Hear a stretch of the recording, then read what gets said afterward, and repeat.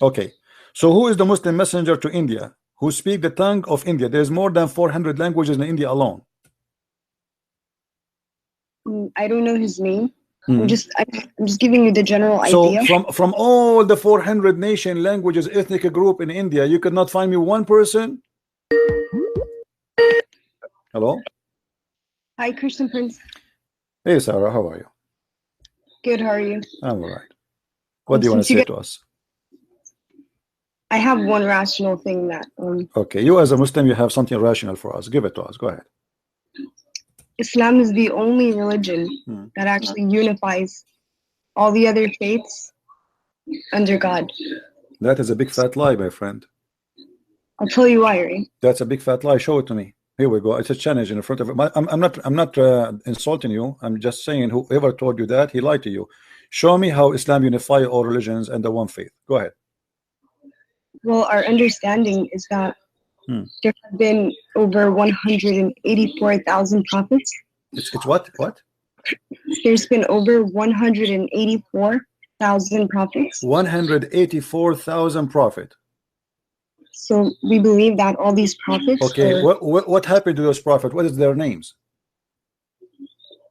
I'm telling you the idea behind why I believe Islam is the only unifying religion. You see, you just said something proving Muhammad to be a liar, my friend, because you just said there's 184,000 prophets, and the Quran says in chapter 14 verse number 4, we never send any messenger except in the language and the tongue of his own people. Do you agree with the Quran or not?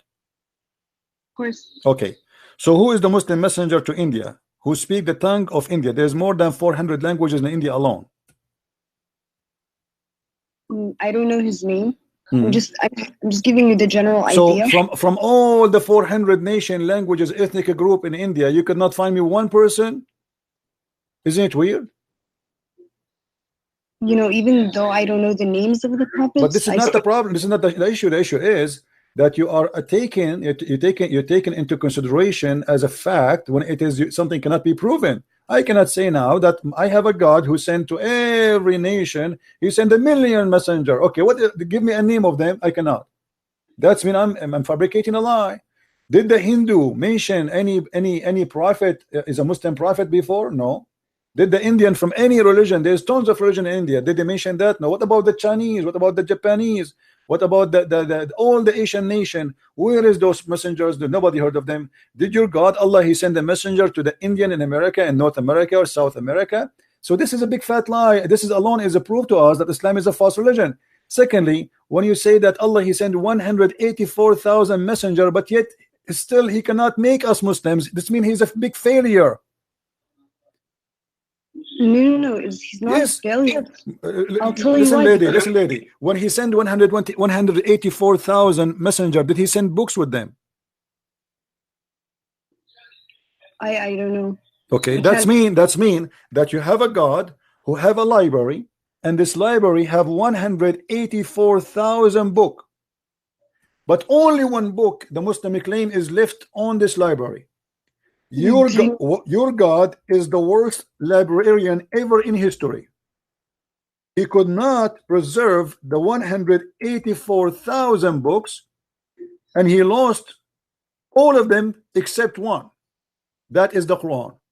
How we can trust this God to be God? Imagine you have a guy, you give him a key for a building, and he have inside this building 184,000 book, and then we come back after many years. And then we open the building and we find that in this building there's only one book in the shelf. How funny this guardian for the book is. He will spend the rest of his life in jail, and nobody will believe that he lost them. People will believe that he is corrupt and he sold them in the black market. Don't you agree? No. What do you mean no? Where is the 184,000 prophet books? What happened to them? All of them, they're gone. Well, you know, some Jamaicans, they also had a prophet. Oh, the Jamaican, they have a prophet. Okay. What his name? His name was Muhammad? No. They had their religion is called Rastafarian, right? Yeah, Rapso. Yeah, okay. What does this have to do with Muhammad, with Allah? You see, But you are mixing things up. The Jamaican, they believe in voodoo and many crazy stuff. Don't go there. Listen, lady. Is it true that Aisha, she said that your Quran was eaten by a goat? Yeah, I didn't really study hadiths. I study the Quran alone. Okay. I mean, I'm not like as smart as you when it comes to hadith and stuff. So did the Quran, was the Quran a victim of a goat? And the goat ate the Quran? Okay. Why Allah, he is God, yet he could not stop a goat from eating the book of God? I mean, this is not an army, this is not CIA, this is not a KGB, it's just a poor goat. How the goat ate the book of Allah? Well, humans have a part to play too. It's not just God is going to do everything for us. We have to put our... No, but this is not true, because the Quran says that Allah is going to preserve the Quran. That can be a good scenario if your God did not open his mouth and he said, Inna alayna jam'ahu wa Qur'anahu. It is on us to collect the Quran and to recite the Quran. So as long Allah, he is the one who promised that he will collect the Quran, then we cannot accept anyone to say to us what you said, because he said, it's on me. It is on me. Who? Allah. Inna alayna jam'ahu wa Qur'anahu, chapter 75, verse number 17. So you cannot say to me, oh, we have a duty as a human to protect the Quran, because Allah, he confirmed that this is his duty. No, I'm saying from the goat and like from kids or from something that, if we have a Quran, we put it on the shelf. I don't know how it got how you can preserve the Quran if the goat ate it already? Can you recite for me the verses which the goat ate? You cannot. That's it. It's in the belly of the goat now. And until now we could not find this goat. It's missing. If you go to the FBI website, you will see in the front page it says the big name wanted.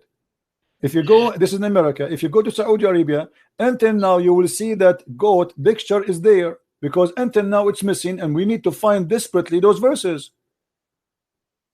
Wait, so did you know that the way it's preserved is through memorization? My friend, what preserved? Can you recite for me the verses which was in which the goat ate? Can you? Here we go. I'm listening to you. You preserve it by memorization. Tell me the verses which the goat ate. Just as an example. No. Okay, so what are you saying? That the goat ate a part and now it's not there? Yes, it's not there. It's not there. It says that there is the verses of 10 times breastfeeding for adult. Your God Allah, mashallah, he allow you as a woman, with my respect to you, I'm not trying to insult you, don't take me wrong, but this is what it says, that Allah, he allow you as a woman to give your breast to a strange man, and he will suck it 10 different times, and he is satisfied, and then after that you are lawful for him to be with him next to him in the same couch. It's not there. Show me the verse. Here we go. I'm gonna see it. Well, we can't find this verse. That is not what Allah said. Sorry? Where did you get that from? Here we go. It's in front of us. Here we go. Read with me. The verse of stoning and breastfeeding for adult 10 times was revealed, and the paper was with me under my pillow. When the messenger of Allah died, we were preoccupied with his death, and the time sheep came and ate it. And then that verse, they continue saying here, and that verses were abrogated in recitation, but not in ruling. Okay, so abrogate by recitation, by what? By a verse about 5 times, but we cannot find even the 1 5 times. So we cannot find the 5, we cannot find the 10. Yeah, I don't believe that. Well, it's not up to you. This is your history. This is your Aisha saying that. What about your prophet saying? Let me show you. Are you saying to me that there is no way in Islam that the prophet of Allah, he ordered women to give their nipples to strangers to suck it 10 different times? Are you saying that? Yeah, that's haram. Okay, am I ready? Here we go. Again, please don't think I'm trying to insult you or to be rude to you. So listen to me carefully. Here we go. This is Sahih Muslim, and this is Ibn Majah, and this is Sunan al-Nisa'i.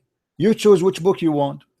It is Sahih Hadith, and the Muslims agree upon it, that a woman, her name is Sahla bint Suhail. She came to the Prophet and she said to him, there's my husband is upset from the guy who is coming to my house, and who he stay with us because he's a slave there, he's a man. So Muhammad, he said, suckle him. She said, how I'm going to suckle him and he's a growing man?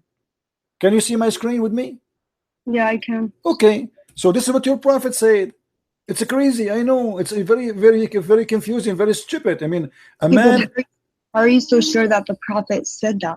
I mean, Because this is Sahih Muslim. This is not me. This is your scholar saying that. This is Aisha saying that. This is the people of around Muhammad saying that. It's not me. I wasn't there. how do we know that though? How do you know that the Quran says what it says? The Quran is coming to you through the people, to the same people you are receiving the Quran from is the same people who received the Hadith from. Okay, but if if God is telling us, you can't have relations with men outside of marriage, why would this would contradict the Quran? Well, this is here according to Muhammad is not a relationship. It is something to do to stop any relationship. Muhammad, he think he's wise. So if a man he look at you in a dirty way, let us say you are going in the bus, you can go, by the way, if you speak Arabic, you can watch the video. You will see an Egyptian, she was asking a big sheikh from Al-Azhar University that she said to him, are you saying now I work in a studio that I have to give my boobs to all those men who work in the studio? He said yes. She said, what if I go in a bus? He said, you have to give it to all of them. So this is your prophet saying that this is not you or me or anyone. The dean of the Azhar University for the Hadith department, he made a fatwa that a woman, if she want to stay alone with a strange man, she have to give him her boobs 10 different times, not in one time, which means in 10 different times, and he have to suck it until he is satisfied. Yeah, I don't believe that. Sorry. You don't believe because you are ashamed of it. This is the whole point. But as you see, it's in front of you. I'm not the one. This is your Muslim website. This is your Muslim book. This is your Muslim scholar. This is the wife of Muhammad, and this is not a Christian prince. No, because in the Quran it says that the wives of the Prophet should stay home, and that they are unlike other women, and they should veil themselves. No, yeah, my friend. The history of Islam report that Aisha, she took an army to fight Ali, and she caused the death of more than 10,000 Muslims. What are you talking about? And Muslim women, they used to be taken for fun with the Muslims during the wartime. This is why your prophet allow you to do mut'ah. How many days a Muslim man and a Muslim woman they can have fun together before marriage? 0. 0. As I know, it's 3 days and 3 nights. From where?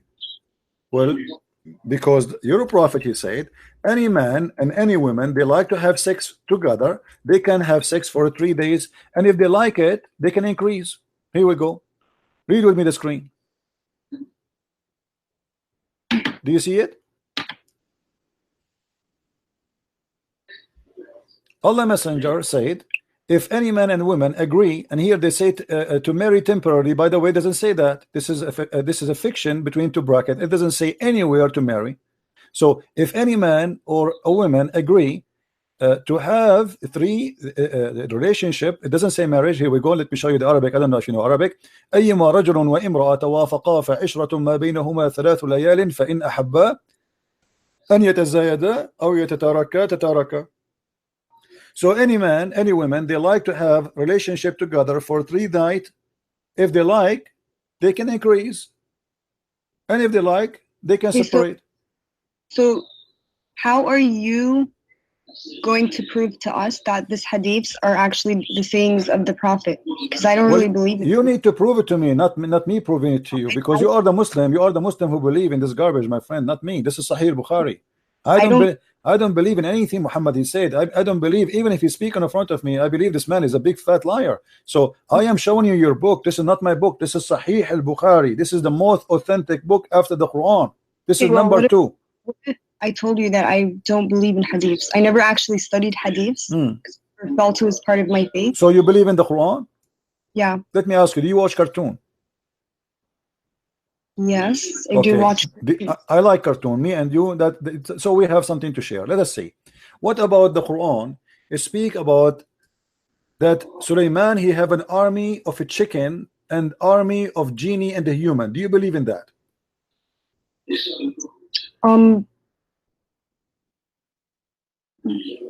Wait, can you explain that chapter to me? If you go in chapter 27.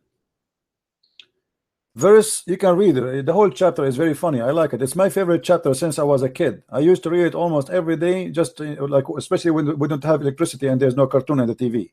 So chapter 27, verse number 20. Here we go. Read. You will see it says the following. Your prophet Sulaiman, and supposedly he's a Muslim prophet like your Muhammad. Muhammad is talking about him. Allah is talking about him now. And it says, and before Sulaiman or Solomon were marshaled his host of jinn and men and birds, and they were all kept in order and ranks, like ooh, ah, 1 2 1 2, chicken, genie, human army. He have a 3 army, 1 of genie, 1 of men, and 1 of birds. What do you say? This is Quran. Are you going to say to me the Quran is a lie too? You don't believe it? No, I believe there's something, you know, there's a message to be behind the story of Solomon. So now you believe that there's a prophet of God. He have an army of birds and chicken. Well, you know that Allah subhanahu wa ta'ala did say that he doesn't shy away from using I mean, what the point? What I will do with the army of a chicken? And look, do you know the leader of the army of the chicken? Who is he? Do you know who's he? Do you know who's he? His name is Al-Hudhud. Do you know what Al-Hudhud is? No. Okay, here we go. It says here, and he took a master of the bird, the master of the bird. Okay, this is a general. Do you? Let me show you. Do you speak Arabic? Yeah. Okay. If we go now and search for what Al-Hudhud mean, give me a second to show it to you on the screen. Okay.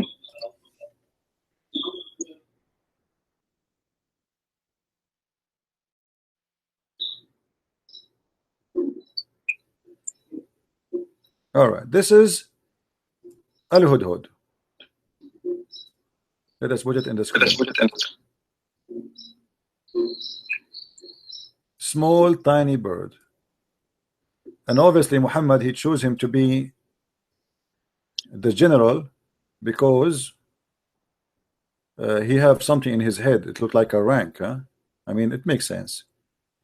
So this is Al-Hudhud. There's many pictures of him. I don't know if you get an idea now. Did you get the idea which one we are talking about? No, I can't see the You can't see the screen? Look at the screen. Yeah, all I see is the clouds. Okay, now I see it. Okay, this is the Hudhud. According to your Quran, this is General Hudhud, who is in charge of the army of the birds. What do you think? Your God is telling us a true story, or this is something for cartoon for kids?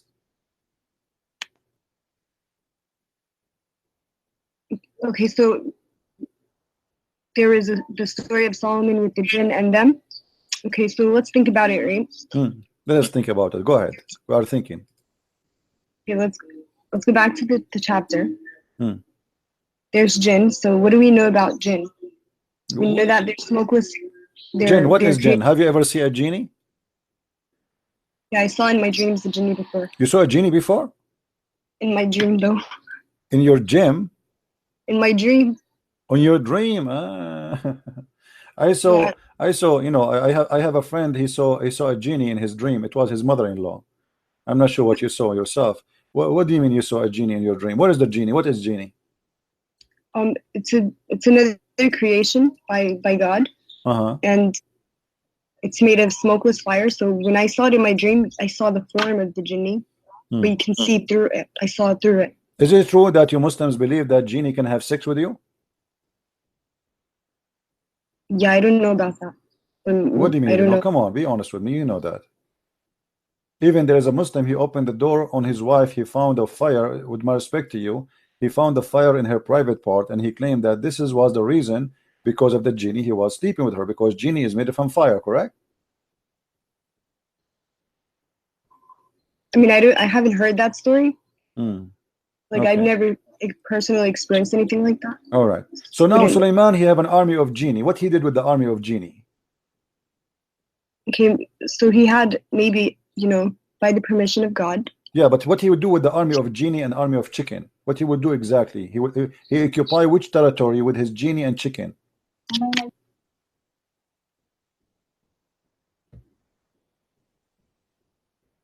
Okay, so was he leading a battle in that particular chapter?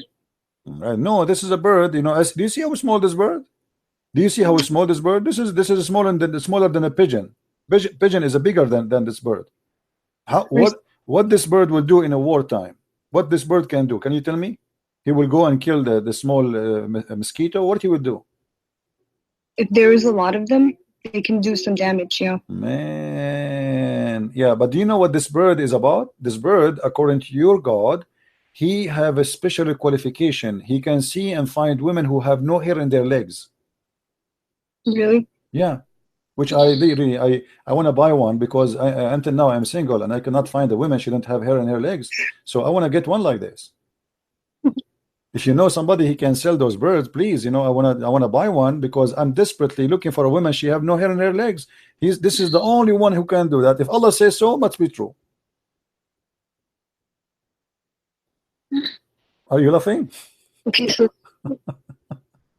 anyway, you said so. So Solomon, Sarah, let us do this, Sarah. You said to me that okay. you as a Muslim, why you are a Muslim? I mean, look at this. This is can't you tell this is really crazy? I mean, what kind of God? Who is going to believe those? Like, have you heard that Sulaiman, he heard the speech of the ant? Did you hear about that story? That Sulaiman, he heard the speech of the ant? Yeah, the one where. Okay, do you know that the ants don't talk? The ants don't have a speech. Ants are mute. So how Sulaiman, he heard the speech of the ant? How he can hear it? Ants are mute. Well, ants they communicate by chemical and by vibration only. They don't talk. Look here what it says. So when Sulaiman walked with his host, his army, one of the ants in the valley of ants. By the way, my house in the Middle East is about like 20 kilometers from the valley of ant. We are neighbors. So when he arrived there, one of the ant, when he arrived to the lowly valley of ants, one of the ants said, "O ye ants, get into your habitation, lest Solomon and his host," which mean the army of chicken and the genie, "crush you under his foot without knowing it." So he smiled, amused at her speech. How Sulaiman how he can hear the speech of the ant if the ant are mute? Well, if God, God had to give him that ability. Do you know how many ants in the valley of ants? How he can hear only one ant? What is the secret behind that? I mean, only one ant spoke. There's like a million ant in there, and there's only one ant. She spoke and she said, "Hide." What about the rest of the ants? What they said? Takbir? But I'm saying that if just like Isa, Jesus, he was given powers by God. So the same thing with Solomon's ability. Okay, why Isa have power by God and his power about resurrecting people from death, making the blind see, but Sulaiman, he have a power of things nobody see. It's just fiction, obviously, like a flying carpet. Sulaiman have a flying carpet. Flying carpet can carry 600,000 chairs. Do you really believe in flying carpets, Sarah?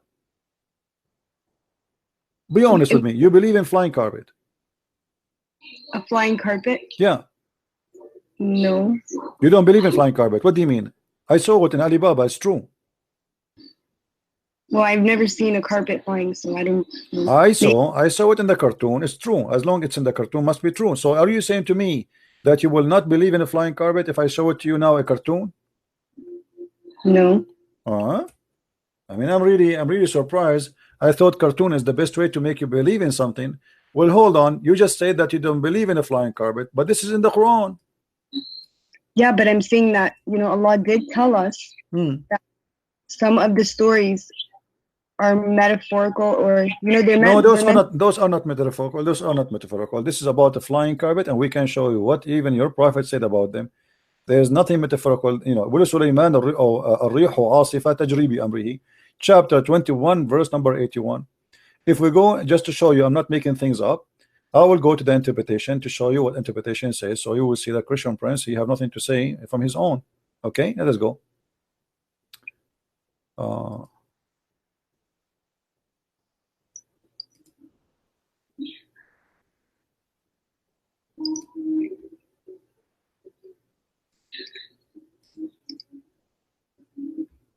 All right.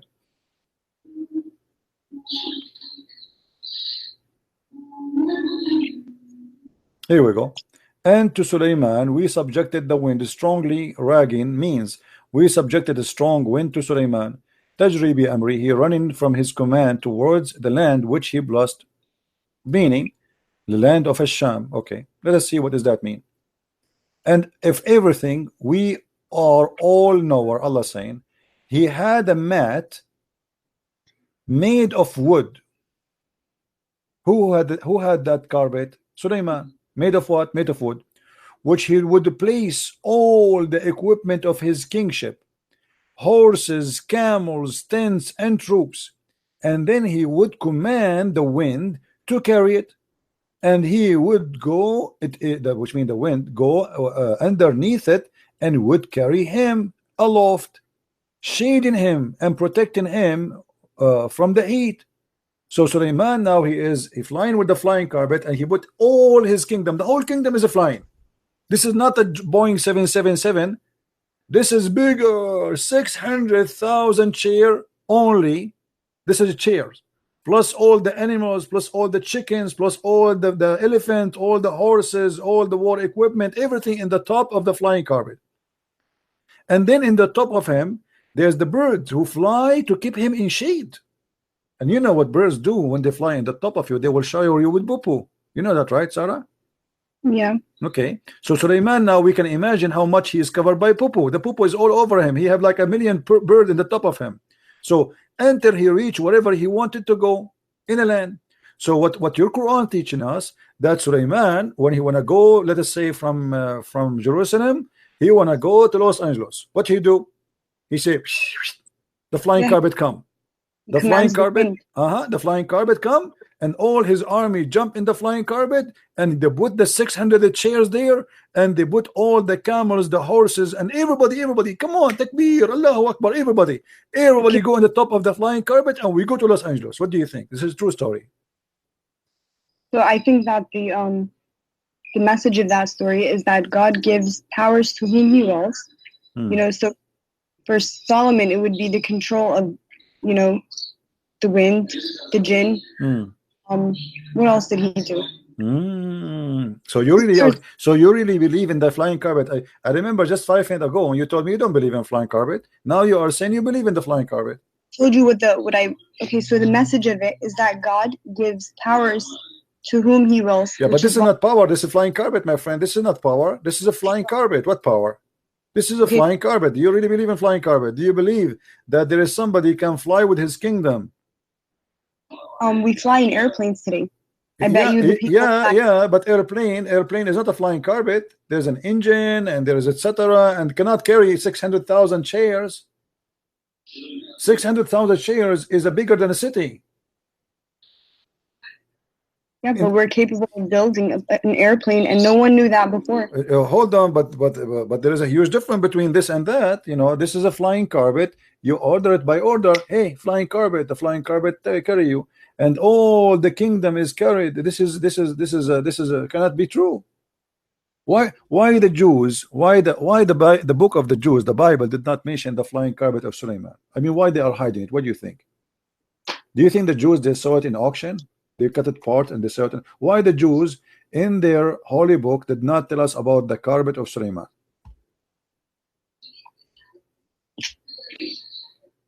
Is it in there? Have you read the Torah? Well, not in the Torah, but I can find you where Muhammad he got these stories from. There's a book I advise you to read. It's called The Legions of the Jews. Or you can go and get my books from Amazon. Go to Amazon.com, or if you live in Europe like Amazon, Germany, etc., and you can get my books. You will see where Muhammad is getting those stories. Muhammad is copying a story from the Legions of the Jews, which is not a true. It's just a fiction. The Jews, they used to tell it to their kids about the glory of Solomon, the glory of David, the glory of their rabbis, the glory of their kings. It's a fiction story. Muhammad, he took it, he put it in his Quran, and he said, this is from my God, this is a true story. But those stories they used to tell their kids. Yeah, but what I was going to say to that.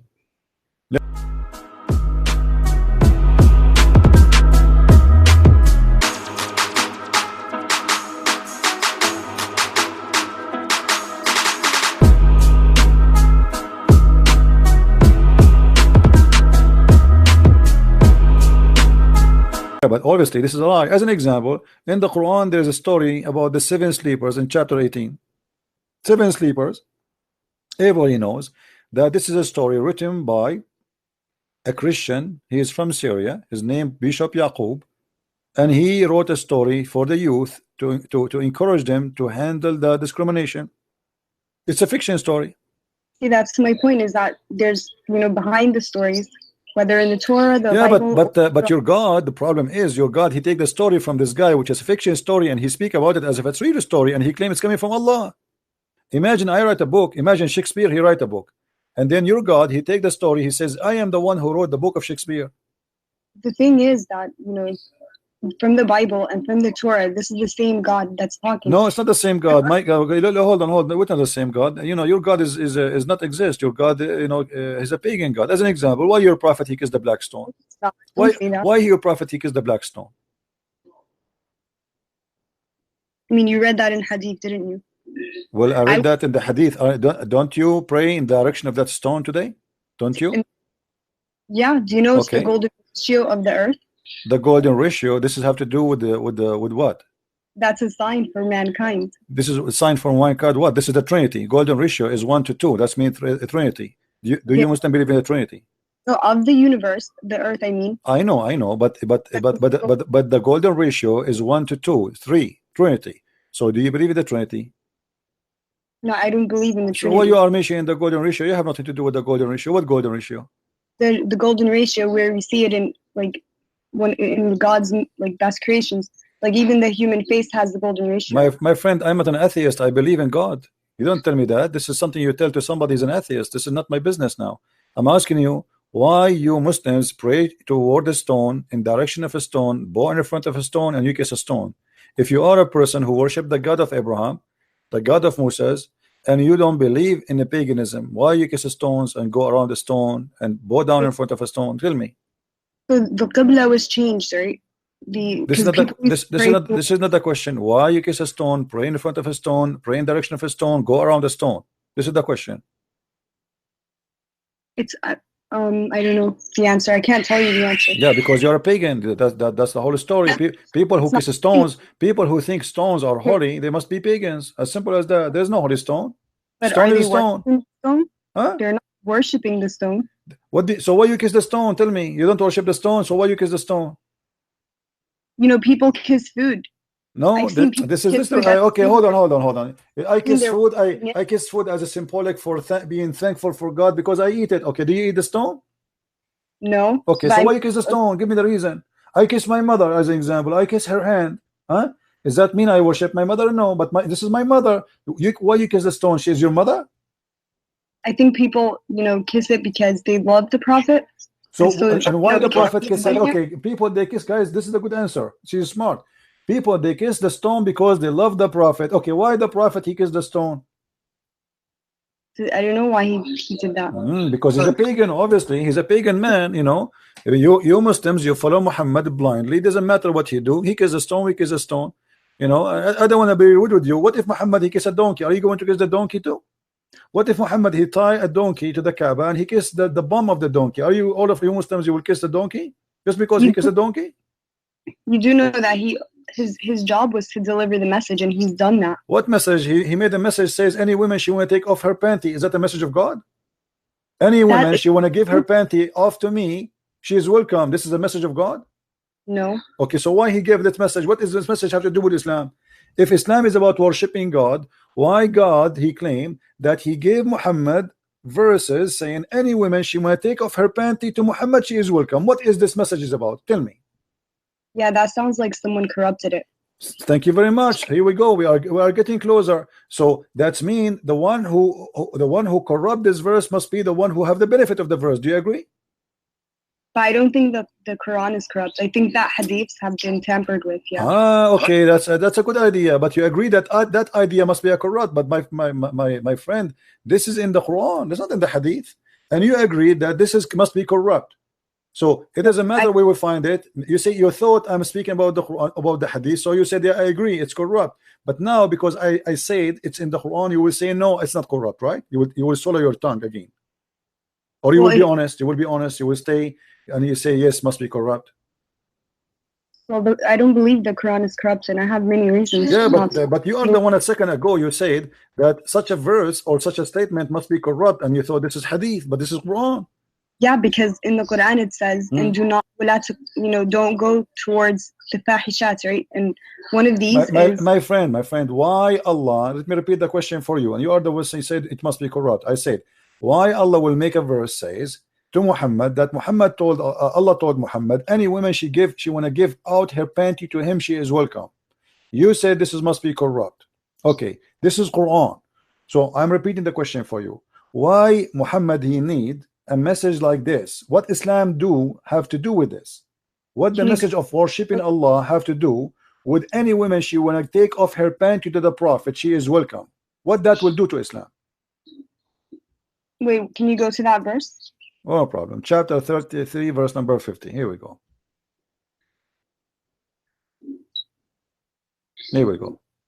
And this is only a privilege to Muhammad. Only a privilege to Muhammad. Any believing woman and any believing woman who dictate her panty to the Prophet, if the Prophet wished to with her, actually it doesn't say, it says to sleep with her, and this is only for thee, not for the believer.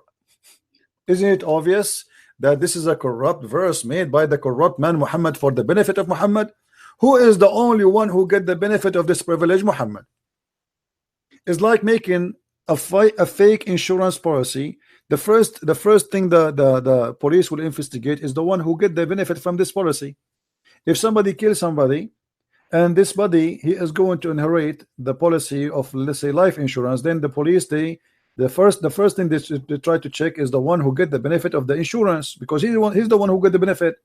Who is the one who get the benefit here in this verse? Muhammad. Any believing woman, she want to give her panty to the Prophet. Why God? What Islam have to do with this message? What Allah have to do with this message? That any woman she can give her panty to the Prophet. I think that says so. What do you mean God so? Why God want to say so? This is the question. What this have to do with Islam? I want to be a Muslim. Okay, and now God is saying any woman, including my wife, my daughter, she want to take off her panty, put her legs up to the Prophet. What is that? That's not what it says. This is what it says. Any woman she can give herself to the Prophet, and not only that, Muhammad. Hold on. After that, Muhammad he start receiving ugly women. They want to sleep with him, and Muhammad he look at them. They are disgusting. So look what he did. He made the verse right after it. He says, "Thou mayst defer who the one who turn away from him, or the one who choose." So Muhammad he can, okay, let us say you come to him, he don't like how you look like, maybe you're older, so he say, okay, this is too much, too many women, they are coming to sleep with me, so what I will do now? So he made a verse says that Allah told me I might choose and I might delay the one later. So Muhammad here is giving himself more excuse to use and abuse women, because there's many ugly women, they start coming to Muhammad, and the reason they want to sleep with him, because if they sleep with Muhammad, they will be considered as women of Muhammad, and that means they will have a free food forever. They will have a retirement plan. They will have respect of the believers, because that's it. They are excuse my language, they are the bitches of Muhammad. You see the gang. You see the gangs. They say like, excuse my language. I don't want to use a bad word, but yeah, you should respect the dead. I mean, let them rest in peace. I'm not respecting him. This guy obviously he is. I'm not talking about your dad. What your dad? Talking about your Muhammad. You called the females the B word. This is what it says. This is about those are the whores of Muhammad. They are not his wives. They are offering themselves for sex. Not true. If somebody's offering themselves for marriage, that's completely... This is not marriage. This is not marriage. Muhammad, he have 13 women already. Name for me one woman she offered herself to Muhammad. She became his wife. Go ahead. Do your best. I'm listening. Yes, they married for tribal... No. Listen to me carefully. Those women who offered themselves, name for me one of them, she became his wife. None. Does it even name the females in the Quran? None of them. None of those, because they are not considered all the females. There's no limit. It's a privilege for the Prophet only. So Muhammad is looking for women to take off their panty. It doesn't matter who they are. But Muhammad already have 13 wives. Why he need more?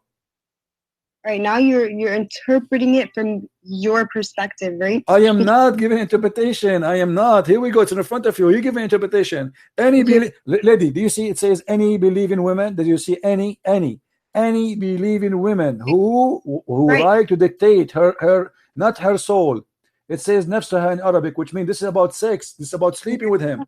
Nafsaha, her soul, yes. Yes. So what he will get from her, what he will get from this woman? Sex. Okay, name for me one woman, she dictated herself to Muhammad and she became his wife. Look, so any believing woman who dedicates her soul to the Prophet. To do what? Prophet to wishes do what? To do what? To do what to him? Exactly. What she would do? To wed her. What the service he want from her? What with her? Okay, so if he's traveling and women are, want to marry him, they're also gonna, be pushing the message. So he's gonna give. Lady, do you see where it says here? Yastankihuha. Yastankihuha is a continuous verb, and you speak Arabic, don't you? Okay, so is it continue? Is it continue? Yes or no? Am I lying? It's ing to f her. This is not to marry her. You marry only once.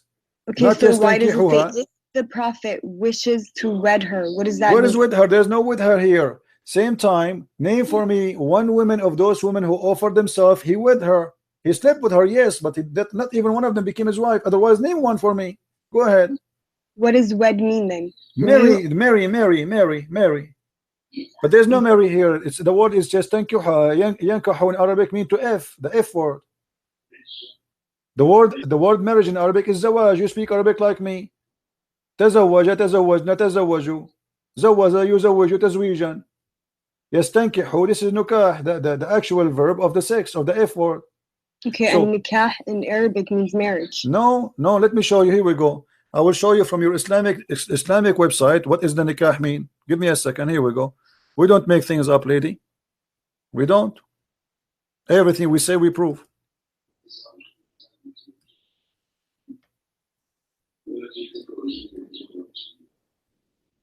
Means like marriage contract. Well, from my understanding. Okay. Let us see.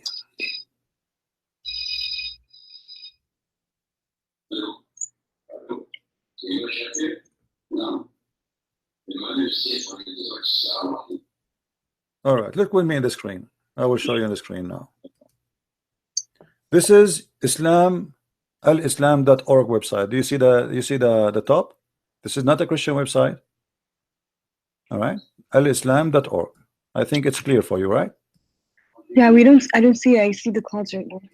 Okay, do you see it now? Maybe it take time to come to you. Do you see it now? No, not yet. Okay, it will take maybe a second. So this is alislam.org. This is your Islamic website, and it says it clearly that the word nikah literally mean intercourse. Okay, so read with me carefully.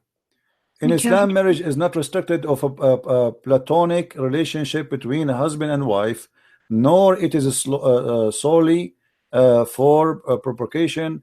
The Islamic term of marriage is nikah. You see it? Literally means sexual intercourse. So marriage is about that. Are you sure you're saying? I'm not saying that. It's you who's saying that. There's no marriage in Islam. You don't use the word marriage. You say the F word. We, as an Arabic Christian, we use the word zawaj. You, as a Muslim, you use nikah, the F word. What is marriage?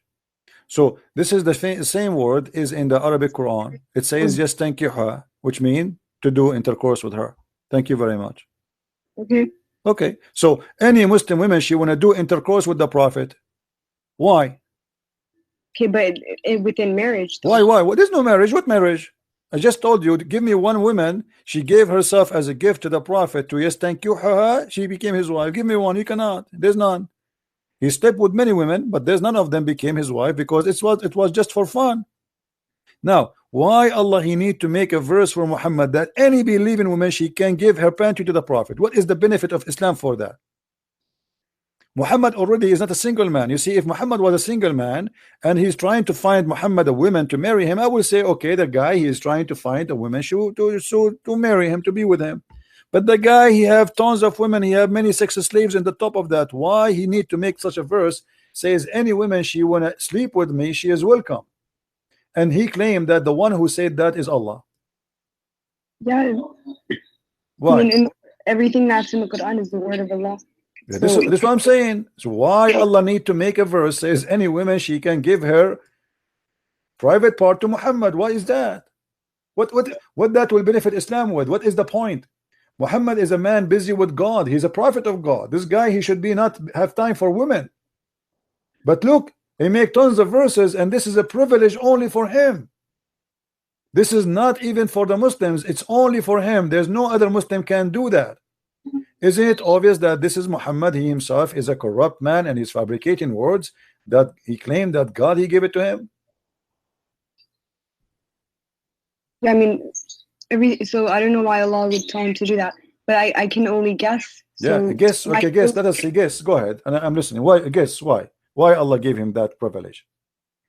I guess to entertainment. You think Muhammad is bored at that time? There's no 4K TV, and he cannot watch porn. So Muhammad, he wanted some women to take off their panty for him.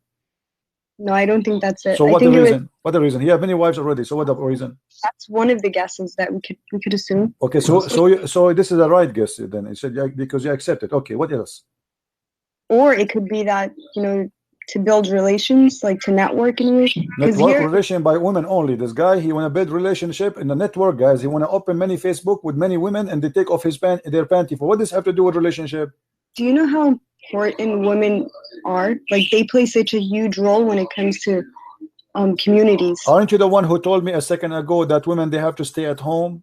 And now you are saying to me they place a great place in society. What society? Those are believing women already. They are believing women, so they are Muslims. He's not even converting them. They are believing women. They want to take off their panty to the Prophet to do what? Entertainment. Obviously, it's about sex. There's nothing else. Does it say he want to spread Islam with them? He want to do what he would do? The only thing is he's going to F them. As simple as that.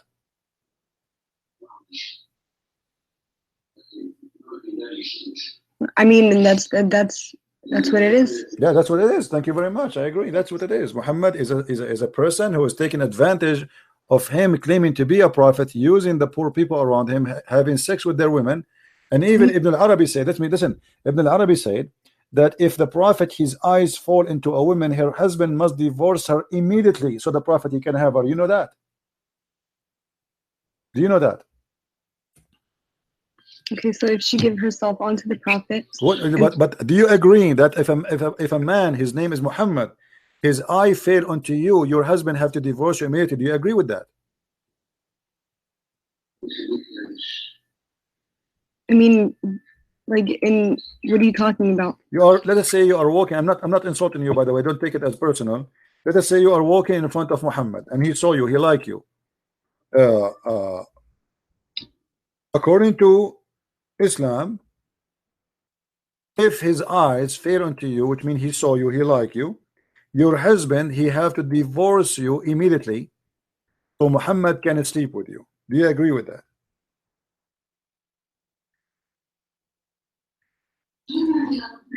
No. Well, this is what it is.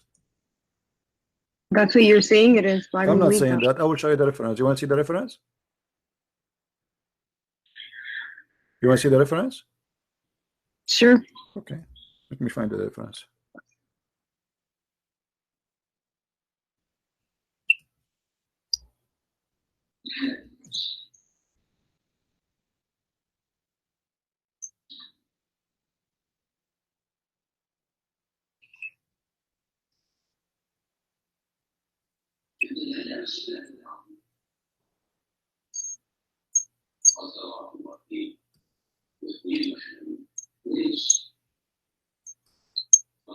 Let's see.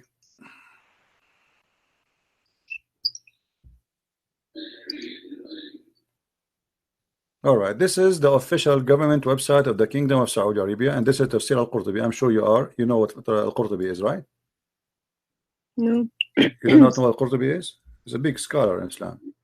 Anyway, this is the Saudi Kingdom, the Saudi Arabia Kingdom website.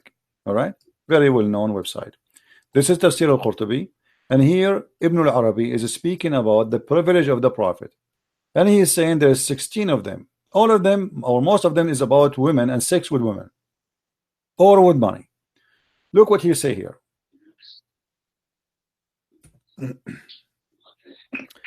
قال ابن العربي. Let us see what قال ابن العربي.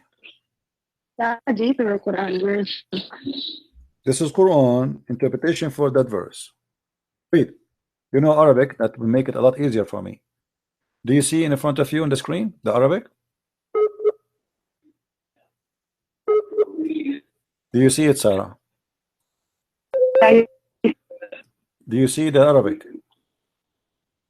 I see it. Okay. Does it say إذا وقع بصره على امرأة وجب على زوجها طلاقها وحل له نكاحها? How disgusting that is. You just said you don't accept that. If Muhammad, he look at you and he like you, your husband must divorce you immediately. So the Prophet, he can, with my respect to you, he can sleep with you. What do you say?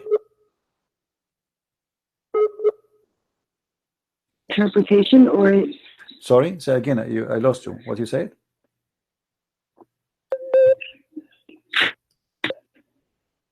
Where in the Quran that is?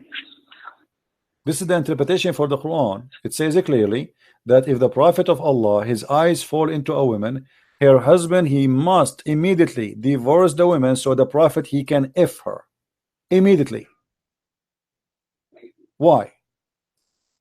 I know, but can you tell me which chapter in the Quran that is, so I can read it for myself? This is the same chapter we are talking about, lady. I know you are not listening to me.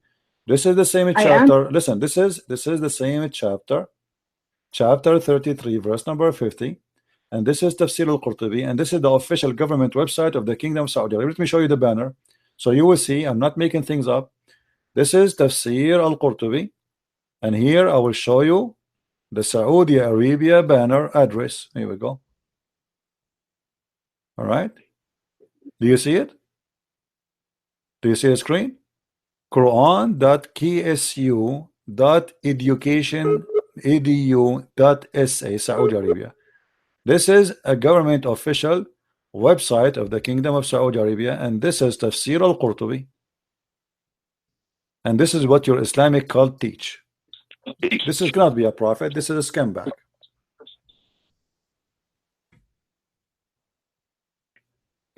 Sarah, my friend, allow me to call you my sister. Maybe you are my younger sister.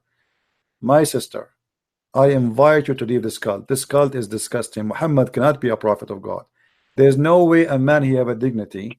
He will force a man to divorce his wife just because he look at his wife and he like her. That is disgusting. That is satanic. That is cannot be a prophet of God. Your net is bad. Did you hear me, Sarah? I invite you to leave this cult, Sarah. There's no way, and you are the one who said you don't accept that. You said that to me. You don't accept that because you have dignity, because you are a good woman. You don't accept that. This is disgusting. A good woman like you don't fit here. This is not a religion for you, Sarah. What kind of a prophet you would do that? Do you hear me now? So I invite you, Sarah, to leave this cult. This is not a good. This is not a religion. This is a scam. This is a sex monster. This is a guy who want to take advantage of you.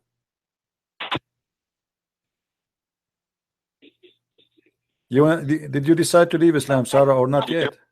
Did you decide to leave Islam? Say yes. Leave this cult. This is satanic. It's obvious.